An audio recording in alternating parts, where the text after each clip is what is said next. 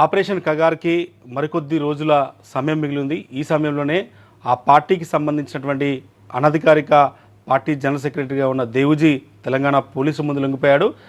దేవుజీ లొంగిపోయిన తర్వాత తెలంగాణ రాష్ట్ర రాజకీయాల్లో అనేక కీలక చర్చలు జరిగాయి. ముఖ్యమంత్రితో భేటీతో సహా దేవుజీ ఏం మాట్లాడబోతున్నారు, దేవుజీ తెలంగాణ ప్రజలకు ఏం చెప్పబోతున్నారన్న పెద్ద చర్చ జరిగింది. ప్రస్తుతం TV9తో మాట్లాడడానికి దేవుజీ అలియాస్ తిప్పిరి తిరుపతి రెడీగా ఉన్నారు. ఆయనతో మాట్లాడదాం. మీరు ఎందుకు లొంగిపోయారు? దానికి జవాబు ఇచ్చే ముందు ఒక వివరణ ఇస్తాను. ఫస్ట్ ఏంటంటే జనరల్ సెక్రటరీ అని అన్నారు కదా నన్ను.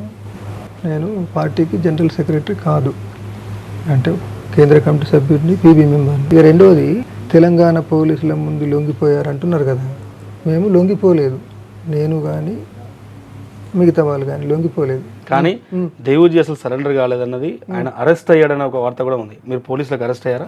అదే, అందుకే మేము చెప్పదలుచుకున్నది ఏంటంటే, వాస్తవంగా మేము ఈ కగారు దాడులు, కగారు యుద్ధం చాలా తీవ్రతరంగా కొనసాగుతున్న స్థితిలో, ఒక చివరికి అనివార్యమైన స్థితిలో వేరే వేరే ప్రాంతాలకు వెళ్ళి, కొద్ది కాలం పాటు వేరే వేరే ప్రాంతాలకు వెళ్ళి అక్కడ రక్షణ తీసుకొని పార్టీని సమన్వయం చేసుకుందాం అని చర్చించుకొని మేము వేరు వేరు ప్రాంతాలకు వెళ్తున్న క్రమంలో తెలంగాణ పోలీసులు అరెస్ట్ చేశారు. కాబట్టి అరెస్ట్ చేసిన స్థితి లోపల చెప్పింది ఏంది, చంపాలనుకుంటే చంపచ్చు, మీరు ఇప్పుడు అరెస్ట్ చేసిన స్థితిలో మీ చేతులు ఉన్నప్పుడు చంపచ్చు అనేది. అయితే వాళ్ళు పదే పట్టుకున్న ప్రారంభం నుండి చెప్పింది ఏంటంటే, లేదు మా పాలసీ చంపడం కాదు, సరెండర్ చూపిస్తాం అంటూ వచ్చారు. అయితే సరెండర్కు నేను సిద్ధపడలేదు. కానీ సార్, మీరు 44 సంవత్సరాలు, దగ్గర 44-45 సంవత్సరాల పాటు మావోయిస్ట్ పార్టీలో ఉన్నారు, క్యూ కడుతున్నారు పార్టీ లీడర్లంతా. ఇది సెంట్రల్ కమిటీ మెంబర్లు కావచ్చు, స్టేట్ కమిటీ మెంబర్లు ప్రాణాలు కాపాడుకోవడం కోసం క్యూ కడుతున్నారు. మీ హయాంలో చనిపోయిన మావోయిస్ట్ పార్టీ మెంబర్స్కి, మీ దాడుల్లో చనిపోయిన పోలీస్ కుటుంబాలకి ఏం చెప్తారు? మీరు ఇప్పుడు ప్రాణాలతో బయటకు వచ్చి ముఖ్యమంత్రి దగ్గరికి వెళ్తున్నారు, పోలీసుల బాసుల దగ్గరికి వెళ్తున్నారు, వీళ్ళకి ఏం సమాధానం చెప్తారు? అంటే మేము ఏదో చావు భయాని కోసము, చావుకు భయపడి దీన్ని ఎంచుకోలేదు బహిరంగ జీవితంలోకి రావాలనేటువంటిది. అది స్పష్టంగా మీ ద్వారా చెప్పదలుచుకుంది. నిజంగానే మేము చావుకు భయపడి అనుకుంటే మన సోను సతీష్ లాగా ముందే చెప్పి వచ్చి మేము సరెండర్ అవుతున్నాము అనేవాళ్ళం. అది కాలేదనేటువంటిది స్పష్టం, మీరు ఎక్కడైనా తెలుసుకోవచ్చు. అరెస్ట్ అయినటువంటి స్థితిలో అనివార్యంగా ఏమనుకున్నాము మేము అంటే, నేను స్పష్టంగా అనుకుంది, తర్వాత మేము అనుకున్నది, ఇప్పుడు ఈనాడున్న స్థితిలో ఒకటేమో చావుకి ఎట్లాగ భయపడలేదు, అంత పెద్ద కరుగుట్ట ఆపరేషన్లోనే మేము చివరి వరకు దాన్ని ఎదుర్కొన్నాం, ప్రతిఘటించినాం, రోజు చావుతో సహవాసం చేస్తూనే ఉన్నాం. ఒకవేళ చావుకే భయపడితే కరుగుట్ట ఆపరేషన్ నుండి వచ్చి ఇక్కడ మేము సరెండర్ అయ్యేవాళ్ళం, కానీ సరెండర్ కాలేదు. దాని నుండి తప్పుకొని పోతుంటే కూడా ఎన్నోసార్లు మా మీద దాడులు జరిగినాయి, పోతున్న క్రమంలో, వస్తున్న క్రమంలో. అంటే తెలుసు, ఏదో ఒక తూట ఏదో ఒక రోజు వచ్చి మనకు తూట తగిలితే మనం కూడా అమరుల లిస్టులో కలిసిపోతాం అనేటువంటిది. దానికి సిద్ధపడే రోజు ప్రయాణాలు చేసుడు కానీ, ఈరోజు పార్టీని సమన్వయించే కృషి కానీ, చావుకు సిద్ధపడే, చావు మన వెంటనే ఉంది, నీడలాగా వెన్నాడుతూనే ఉంది అని చావుతో సంభాషిస్తూనే మేము ఇదంతా గడిపినాం ఈ అరెస్ట్ వరకు. చివరికి తీవ్రంగా ఘర్షణ పడి అనివార్యంగా, అంటే ఇంకో మార్గం ఏంటిది, జైలుకి వెళ్ళాలనుకున్నాం. అంటే ఘర్షణ పడి పడి పడి పడి జైలుకి వెళ్దాం అంటే నైతికంగా, నైతిక కోణం నుండి ఒక నాయకుడిగా నైతికంగా ఏంటిదని అంటే జైలుకి వెళ్ళాలి, జైలుకి వెళ్దాం. అయితే ఈనాడు జైలుకి వెళ్ళినటువంటి స్థితిలో నిన్నటి వరకు ఉన్న స్థితి వేరు, ఇప్పుడున్న స్థితి వేరు. పార్టీలో మిగిలినటువంటి వాళ్ళు అతి కొద్ది మంది, కేంద్ర కమిటీ సభ్యులు ఒకళ్ళిద్దరే. ఈనాటి స్థితిలో జైల్లో ఉండడం ద్వారా మిగిలిన కొద్ది మందినైనా కానీ సమన్వయించగలుగుతామా?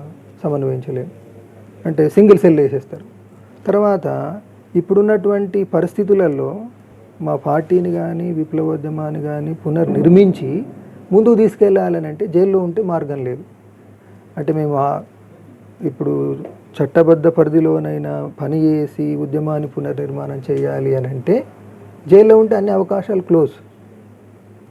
కాబట్టి నైతిక కోణం నుండి చూసి నిర్ణయం తీసుకోవడమా, లేదనుకున్నట్టయితే ఉన్న దాంట్లో ఉద్యమ ప్రయోజనాలను ఆశించేసి చట్టబద్ధ పరిధిలో పనిచేద్దాం అనే డిమాండ్ను ముందుంచి ఈ మార్గంలో పోవడం ద్వారా ఉపయోగమా అని తీవ్రమైన ఘర్షణకు గురై అనివార్యంగా అంతిమంగా ఈ నిర్ణయం తీసుకోవడం జరిగింది. సార్, మీరు తెలంగాణ రాష్ట్రానికి సంబంధించినటువంటి కీలక నేతగా మావోయిస్ట్ పార్టీలో ఉన్నారు.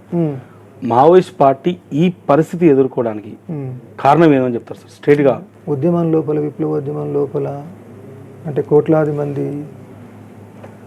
140 కోట్లు పైబడినటువంటి జనాలు ఉన్నటువంటి దేశం లోపల ఒక రాజకీయ పార్టీగా విప్లవోద్యమం లోపల అన్ని అంటే పీడిత వర్గాల్ని, సమాజంలో ఉన్న అన్ని సెక్షన్లను అంటే ఒక సామ్రాజ్యవాదులు, బడా కార్పొరేట్లు, బడా పెట్టుబడిదారులు, భూస్వాములు కాకుండా మిగిలిన సమాజంలో ఉన్న అన్ని సెక్షన్లను నిరంతరము లక్షలాది మందిగా, కోట్లాది మందిగా ఉద్యమంలో కదిలించడానికి తోడ్పడే ఒక కార్యక్రమము, నినాదాలు, అందుకు తగినటువంటి ఒక కార్యాచరణ కొనసాగించాల్సింది ఉండే.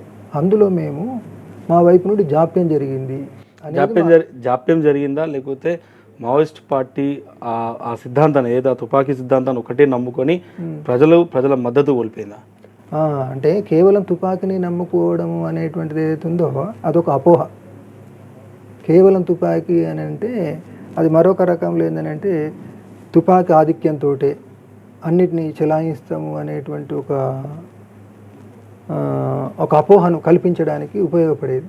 మాది ఎప్పుడు రాజకీయాల్ని, ఫస్ట్ రాజకీయాలకు గైడెన్స్ మార్క్సిజం లెనినిజం మా ఆలోచన విధానం, దానికి లోబడి రాజకీయాలు, ఎప్పుడు పార్టీని నడిపించేది రాజకీయాలు అనేది. కానీ ఆ పార్టీలోనే రాజకీయాలు అయ్యాయి, ఆ పార్టీలో ఉన్న రాజకీయాల ఆ వర్గపోరు వల్లనే పార్టీ ఈ పరిస్థితికి వచ్చిన ఒక విమర్శ మీ పైన ఉంది. లేదు లేదు లేదు అంటే మేము ఇప్పుడు 2020 డిసెంబర్లో జరిగినటువంటి సమావేశంలో మేము ఉద్యమాన్ని సమీక్షించుకొని ఒక రాజకీయ నిర్మాణ సమీక్ష రాసుకున్నాము. ఆ సందర్భంగానే మేము ఒక డాక్యుమెంట్ను విడుదల చేసినాం, భారతదేశంలో ఉత్పత్తి సంబంధాల మార్పులు మన రాజకీయ కార్యక్రమం అని. అందులో స్పష్టంగా రాసుకున్నది ఏంటంటే, మనము ఈ డాక్యుమెంట్ను ఉద్యమం గడ్డు స్థితికి వెళ్ళినటువంటి 11 నాటికి మనము 11 అనంతరం 11 చివరి నాటికి 12కి రాసుకుంటే దేశవ్యాప్తంగా ప్రజలలో ఉన్నటువంటి అన్ని సెక్షన్ల ముందు ఈ కార్యక్రమాన్ని ఉంచడం ద్వారా లక్షలాది కోట్లాది మందిని సమీకరించగలిగే వాళ్ళం. అది పార్టీ ఎప్పుడైతే పార్టీలో లక్షలాది కోట్లాది మందితో పట్టణాల్లో, మైదానాల్లో, అడవి ప్రాంతాల్లో దోపిడీ వర్గాలకు వ్యతిరేకంగా వర్గ పోరాటం కనుక కొనసాగినట్టయితే ఇంతటి పెద్ద ప్రజాపునాది కలిగినటువంటి పార్టీని, ఉద్యమాన్ని కగారు కాదు ఇంకా మరేదైనా కానీ ఓడించకుండా ఉండేది. అది కాబట్టి రాజకీయంగా మేము ఏదైతే సకాలంలో సరి అయిన నిర్ణయాలు తీసుకోకపోవడం అనేది జాప్యం. దాని తదనంతరం ఏంటంటే మేము ప్రోగ్రాం తీసుకున్నాం కానీ దానికి అవకాశం లేని విధంగా తెరిపి లేకుండా ఆ 21 నుండి సమాధానం కొనసాగించారు. అంటే ఒక చిన్న గెరిల్లా సైన్యాన్ని నిర్మూలించడానికి దాదాపు దేశవ్యాప్తంగా చూసుకుంటే 8.5 లక్షలకు పైబడినటువంటి పోలీసు, పారామిలిటరీ, తర్వాత కమాండోలు, రకరకాల కమాండోలు, భారత సైన్యం, వాయు సైన్యం, ఇవన్నిటిని దించి యుద్ధం చేశారు. ఇది సెకండరీ మా దృష్టిలో. రాజకీయంగా సకాలంలో ఒక కార్యక్రమాన్ని, నినాదాన్ని తీసుకొని ప్రజల ముందుకు వెళ్ళకపోవడం అనేటువంటి పొరపాటు ప్రధానం. ఈ సైనిక శక్తి చిన్నది కాబట్టి మరి చిన్న శక్తి ఇంత పెద్ద శక్తితో ఎదుర్కొన్నప్పుడు గెరిల్లా ఎత్తుగడలు అంటాం, గెరిల్లా యుద్ధ ఎత్తుగడలు, అవి నిజంగా అజేయమైనవి. దాన్ని కూడా మేము సరి అయిన విధంగా ఆచరించలేదు. అంటే అప్పుడు మేము రిట్రీట్ కావాల్సింది ఉండే, చిన్న చిన్న టీములుగా విడిపోయి విశాల ప్రాంతాల్లోకి రిట్రీట్ కావాల్సింది ఉండే, చేయలేకపోయినా. కానీ అక్కడే 2021లో జరిగిన మీటింగ్లో సాయుధ పోరాట విరమణ మావోయిస్ట్ పార్టీ డిసిషన్ తీసుకుందా లేదా?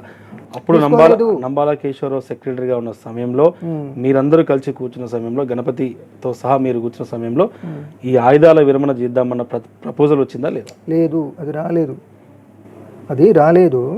పైగా ఇప్పుడు మన సోను సతీష్లు ఏమంటుంటారంటే, ఈ శాంతి చర్చల ప్రస్తావన ముందుకు వచ్చిన తర్వాత పార్టీ కార్యదర్శి నంబాల కేశవరావు, మన బసవరాజు, తను కూడా ఈ శాంతి చర్చల అంటే ఆయుధాలు వదిలిపెడదాము అని అంగీకరించిండు అని అవాస్తవాల్ని చెప్తున్నారు వాళ్ళు. ఆయన అన్నటువంటి స్పష్టంగా రికార్డ్ అయింది కదా May 7th నాటి స్టేట్మెంట్లో.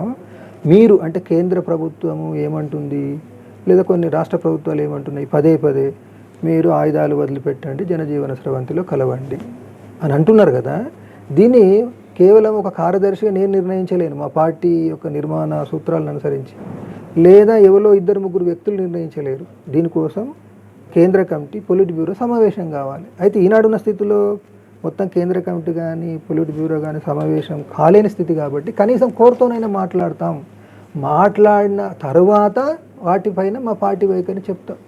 అందుకోసం కనీసం 4 రోజుల కాల్పుల విరమణకు మీరు ప్రకటించండి అని అన్నాడు. కానీ ఆయన ఇట్లా మేము సాయుధ పోరాటాన్ని విరమిస్తాము అని అనలే. ఇది అన్నది రికార్డ్ అయింది. తర్వాత ఇంకొకటి దీని కొనసాగింపుగా ఒక 4 రోజులు వెయిట్ చేస్తే ప్రతిరోజు దాడులే, ప్రతిరోజు హత్యలే. ఈ స్థితిలో దాన్ని తను పునరాలోచించి అరే ఈ మేరకైనా కానీ మేము చర్చించుకుంటాము, అవకాశం ఇవ్వండి, కనీసం 4 రోజులు కాల్పుల విరమణ ప్రకటించండి అన్నా కానీ దాన్ని నిర్లక్ష్యపూరితంగా మొత్తంగానే అంటే దాన్ని కొట్టిపడేసి ఏ మాత్రం దాన్ని పరిగణలోకి తీసుకోకుండా అంటే సాయుధ బలంతో చేతిలో ఆయుధాలు ఉన్నాయనేటువంటి దాంతో కేంద్ర ప్రభుత్వము బీజేపీ ఫాసిస్ట్ ప్రభుత్వము దాన్ని పెడచెవిన పెట్టేసింది. దాంతో అనివార్యంగా ఆయన ఏమన్నాడు, తిరిగి ప్రతిఘటించండి అని పిలిపించిండు ఆయన్నే. ఈ విషయం స్పష్టంగా సతీష్కు తెలుసు, ఆయనకు దగ్గరలో ఉన్నాడు. తర్వాత కొద్ది కాలానికి సోను వచ్చిన తర్వాత సోను కూడా ఇదంతా ఈ పరిణామ క్రమాన్ని సతీష్ వివరించిండు. జరిగినటువంటి రాసిన స్టేట్మెంట్స్, జరిగిన లెటర్స్, కరస్పాండెన్స్ అంతా ఆయనకు తెలుసు. ఇవన్నీ తెలిసి వాళ్ళు ఏమంటున్నారంటే బసవరాజే అంగీకరించిండు అనడం అవాస్తవం. వాస్తవాలను వక్రీకరించి సెక్రటరీ నంబాల కేశవరావుని మీ పార్టీ కాపాడుకోలేకపోయింది. ఏ పొలిటికల్ పార్టీకైనా పార్టీ ప్రెసిడెంట్ చీఫ్ ఉంటాడు. మీ పార్టీకి జనరల్ సెక్రటరీ నంబాల కేశవరావు. అట్లాంటి వ్యక్తిని కూడా మీరు కాపాడుకోలేకపోయారు. ఎందువల్ల జరిగింది అది? భారీ నష్టం పార్టీకి. ఆ నష్టానికి కారణం ఏంటంటే కేవలము ఆ ఒక రోజుకు సంబంధించిన 2 రోజులకు సంబంధించిన మే నాటికి సంబంధించిన ఘటనల్లోనే లేదు. అది జరగడానికి ఆనాటి ఆపరేషన్ కారణమైనప్పటికీ అంటే ఓవరాల్గా ఈ కేంద్ర రాష్ట్ర ప్రభుత్వాలు పార్టీని నిర్మూలించడానికి దశాబ్దాల తరబడి అనేక పథకాల మీద పథకాలు రూపొందించుకొని సమాజం లోపల ఈ పెద్ద ఒక ఇంటెలిజెన్స్ నెట్వర్క్ను, ఇన్ఫార్మల్ నెట్వర్క్ను తయారు చేసుకుంటూ వచ్చింది. దానికి ప్యారలల్గా అంటే డబ్బుకు లొంగిపోయేటట్టుగా సమాజం లోపల ఒక స్వార్థపరతత్వాన్ని, అంటే వస్తు వినిమయ తత్వాన్ని, లంపెనైజేషన్ను, కోవర్ట్ ఆపరేషన్ కాదు, అవి ప్రోత్సహిస్తూ వచ్చింది. అందులో భాగంగా ఏంటంటే ఇన్ఫార్మర్లు పెరుగుతూ వచ్చింది. తర్వాత దాడులు తీవ్రతరం కావడంతో పార్టీలు ఉన్నటువంటి కొంతమంది బలహీనులు శత్రువుకు లొంగిపోయారు. అందులో భాగంగా 7వ కంపెనీ, ఆయన రక్షణ కోసం పెట్టుకున్న 7వ కంపెనీలో నుండి కొంతమంది భయపడిపోయి పారిపోయి ఆయన ఉన్నటువంటి ఆ మాడులో ఆయన ఉన్నటువంటి లొకేషన్, ఆయన కదలికలు ఎక్కడి నుండి ఎక్కడి వరకు సాగుతాయి అనేటువంటిది వాటిని చెప్పిండ్రు. సమాచారం చెప్పి పోలీసులతో కలిసి వచ్చి ఆ దాడుల్లో పాల్గొని అంటే పోలీసుల గైడ్స్గా ఉండి దాడుల్లో పాల్గొనడంతో అది జరిగింది. అంటే మరి ఇలాంటి వాళ్ళే అంటే పార్టీ లోపల మా పిఎల్జే లోపల ఇలాంటి వాళ్ళే మెజారిటీ అంటే ఎట్టి పరిస్థితుల్లో కాదు. ప్రాణాలను తృణప్రాయంగా అర్పించి ఆదర్శాలు ప్రజలకు రానున్న అనేక తరాలకు ఆదర్శంగా ఉండే వాళ్ళే పార్టీలో మా పిఎల్జేలో మెజారిటీ. అంటే అనుకున్న లక్ష్యాన్ని సాధించడం కోసం, లక్ష్య సిద్ధి కోసం ప్రాణాలు అర్పించినటువంటి వాళ్ళే. కానీ దీంతో పాటుగా ఒకరిద్దరు వ్యక్తులు ఎప్పుడు ఉంటారు, ప్రాణభయానికి పారిపోయి పోలీసులకు సహకరించి. ప్రాబ్లం తెలంగాణ ప్రజలకి కొంత మీ పట్ల ఎంతో కొంత అభిమానం ఉంది. చాలా మంది అడుగుతున్న ప్రశ్న ఏంటంటే అసలు ఇంత సెంట్రల్ కమిటీ సభ్యుల మధ్య ఇంత విభేదాలు గల కారణం ఏంది? జరిగిన మీటింగ్లో జరిగిందనే విషయాన్ని సోను ఆషన్ లాంటి వాళ్ళు చెప్పడం వెనకాల రీజన్ ఏంటి? నేనేదో వాళ్ళ పరోక్షం లోపల తప్పు చెప్తున్నా అనుకోవచ్చు, కానీ ఆల్రెడీ మీడియా ముందుకు వచ్చేసింది. మరి ఆగస్టు 2024 రాసుకున్నటువంటి పీబీ రాసినటువంటి సర్క్యులరు మీడియా ముందు ఉంది. అది దాంట్లో వాళ్ళు చెప్తున్నటువంటిది ఉందా అంటే ఇప్పుడు బీఆర్ ఇట్లా సాయుధ పోరాటాన్ని విరమణ గురించి ఆలోచించిండు అనేది, లేదా పార్టీలు ఇట్లా చర్చలు జరుగుతూ వస్తున్నాయి అనేటువంటిది అట్లేం లేదు దాంట్లో. అంటే వాళ్ళు ఉద్దేశపూర్వకంగానే అంటే తాము చేసినటువంటి అంటే సరెండర్ను సమర్థించుకోవడానికి వాస్తవాలను వక్రీకరించడం. కేవలం వాళ్ళు ముఖ్యంగా సోను చేస్తుంది ఏంటంటే ఓ సిద్ధాంతం మీద దాడి, తర్వాత మా లైన్ మీద దాడి, మా ఆచరణ మీద దాడి, వాస్తవాలను వక్రీకరించడం. ఈ కాన్ఫ్లిక్ట్కి మల్లాది వేణుగోపాల్కి కారణమే తిప్పిరి తిరుపతి అలియాస్ దేవుజీ. ఈ పార్టీకి సెక్రటరీగా దేవుజీ కాబోతున్నాడన్న దాంతోనే ఆయన ఈ రకంగా మాట్లాడుతున్న ఒక చర్చ బయట జరుగుతుంది. నిజమేనా? అది పూర్తిగా అవాస్తవం. ఎందుకనంటే ఆయన దీన్ని ముందు తీసుకొచ్చింది ఎప్పుడు, సాయుధ పోరాటాన్ని విరమిద్దాము అనేటువంటిది ఎప్పుడు తీసుకొచ్చిండు ఆయన అంటే ఆగస్టు 15కు రాసిండు కదా. అంటే బీఆర్ అమరుడైన తర్వాత ఆగస్టు 15కు రాసిండు. ఆయన అది రాసినప్పటికీ నేను ఆయనతో సంబంధంలో లేను కదా. లేని స్థితిలో అంటే పార్టీ రేపు కనీసం పీబీ అయిన సమావేశం అవుతుంది, అందులో ఎజెండాలో మనం ఇట్లా కార్యదర్శి ఎంపిక అనేది పెట్టుకున్నాము అని ఏమన్నా ఉంటే అప్పుడు ఆయన అపోహపడ్డాడేమో అనుకోవచ్చు. రెండోది ఏంటిది, వాళ్ళు చేసినటువంటిది చాలా ఘోరమైనటువంటిది ఏంటంటే పార్టీలో ఉంటూ వాళ్ళు శత్రువుతో చేతులు కలిపేసి సరెండర్ చేసారు. సరెండర్ కూడా ఎట్లా చేసిండ్రు, మొత్తం మేము చెప్పినాం, సరే మీరు ఇప్పుడు నీ వ్యక్తిగతంగా సాయుధ పోరాట విరమణ స్టేట్మెంట్ ఇచ్చినావు, ఇవ్వదలుచుకుంటే అది వ్యక్తిగత నిర్ణయంగా నువ్వు ఏమైనా ఇచ్చుకోవచ్చు, పోదలుచుకుంటే నువ్వు కానీ ఇతరులు కానీ వ్యక్తులుగా పోవచ్చు, కానీ పార్టీని చీల్చవద్దు, ఆయుధాలు నీవి కాదు నాయి కాదు ప్రజలై పార్టీ కాబట్టి అవి శత్రువుకు అప్పగించవద్దు అని అన్నాం కదా. అన్న తర్వాత ఇద్దరు ఆర్గనైజ్ అయ్యి సోను సతీష్లు ఆర్గనైజ్ అయ్యి పార్టీని చీలదీసి ఇద్దరు లోపల పార్టీ లోపల ఉంటూనే శత్రువుతోటి చేతులు కలిపినరు, అది కోవట్లుగా వ్యవహరించడం. తర్వాత పార్టీని చీలదీయద్దంటే చీలదీసిండ్రు, ఆయుధాలని తీసుకెళ్లే శత్రువుకు అప్పగించారు. ఇది పెద్ద అంటే బీఆర్ నష్టం తర్వాత పార్టీకి అతి పెద్ద నష్టం ఇది. బయటకు వచ్చిన తర్వాత మీరు ఒక పెద్ద స్టేట్మెంట్ ఇచ్చారు, రాష్ట్ర ముఖ్యమంత్రిని మీరు సెక్రటరీలో కలిశారు. అవును, ఆ సందర్భంగా పొలిటికల్ ఎజెండాతో నేను ముఖ్యమంత్రిని కలవడానికి వెళ్తానని చెప్పారు. ఏ ఎజెండాతో మీరు వెళ్ళారు? ఆ పార్టీ మీద నిషేధాన్ని ఎత్తివేయాలి. అప్పుడు ఏమవుతుంది అని అంటే మా పార్టీ ఒక చట్టబద్ధ రాజకీయ పార్టీగా గుర్తించబడుతుంది. అప్పుడు మేము లీగల్ ఫ్రేమ్వర్క్లోనే పనిచేస్తాం. అంటే ఆయన దగ్గరికి పోయినప్పుడే చెప్పింది ఏంటంటే మేము ఇక ముందు బహిరంగ జీవితంలోకి వచ్చి లీగల్ ఫ్రేమ్వర్క్లో పనిచేయాలనుకుంటున్నాం. పనిచేయాలనుకున్నప్పుడు వ్యక్తులు కాదు, ఒక రాజకీయ పార్టీగా. ఆల్రెడీ మేము నిన్నటి వరకు ఆ పార్టీ నాయకులుగా ఉన్నాం కదా, కాబట్టి మా బాధ్యత. ఏ రకంగా మీరు అంటే దేవుజీగా మీరు బయటకు వచ్చి రాజకీయం చేయాలనుకుంటున్నారు, లేకపోతే మొత్తం ఎంటైర్ మావోయిస్ట్ పార్టీకి సంబంధించినటువంటి పొలిట్ బ్యూరో మెంబర్లు కావచ్చు అందరినీ కలుపుకొని మీరు ఒక పార్టీగా ముందుకు వద్దామని చూస్తున్నారా? మీ ప్రపోజల్ ఏంటి? మా పార్టీ అన్నప్పుడు మేము పెట్టిన దాంతో ఎవరైనా ఒకవేళ విభేదిస్తారా లేదనేటువంటి ఇప్పటి వరకు అయితే అసలు మేము ముఖ్యమంత్రి ముందు ఉంచిన డిమాండ్ ఏందనేది ఎవరు స్పష్టంగా చెప్పడం లేదు. ఇప్పుడు మీ ద్వారా చెప్తున్నాం. అక్కడ ఏదో రహస్య మంతనాలు, మేమేదో ఇతర వాళ్ళ పార్టీలో కలవడానికి పోయి చేసుకున్నటువంటి డీల్స్ కావవి. ఒక పదం పొలిటికల్ ఎజెండా అంటే ఏంటిది అన్నప్పుడు పార్టీ మీద నిషేధం ఎత్తివేయాలి, లీగల్ పార్టీగా గుర్తించాలి అన్నప్పుడు మేము లీగల్ ఫ్రేమ్వర్క్లో పనిచేస్తాము అని అన్నాం.